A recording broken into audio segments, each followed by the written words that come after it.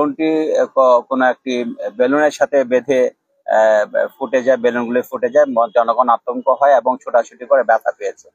আমরা গত রাতেই একটি গণবিজ্ঞপ্তি দিয়েছি, ইস্তেমা মাঠের 2 কিলোমিটারের রেডিয়াসে যদি কোনো ড্রোন ওড়ানো হয় সেটি কমিশনের অনুমতি ছাড়া হবে না।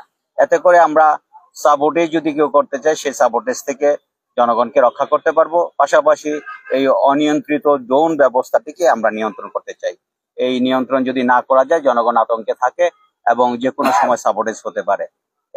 এর মাধ্যমে আমি আপনাদের মাধ্যমে জানাতে চাই, কেউ যদি ড্রোন ওড়াতে চায় সেটি যেন কমিশনের অনুমতি ছাড়া অন্য কোনো সংস্থা যেন ড্রোন না উড়ায়, সেই অনুরোধটি আপনাদের মাধ্যমে রাখতে চাই। ধন্যবাদ সবাইকে, ভালো থাকার জন্য।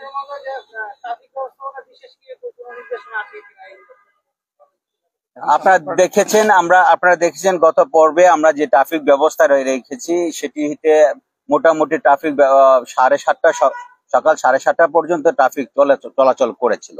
আমরা দেখেছি যদি ট্রাফিক ব্যবস্থাটি আমরা চালু রাখতে পারি তাহলে হকাররা বসতে পারে না। আমরা এইবার চেষ্টা করব মানে মোনাজাত পর্যন্ত ট্রাফিক ব্যবস্থাটি চালু রাখতে, যাতে করে হকাররা এখানে যত্রতত্র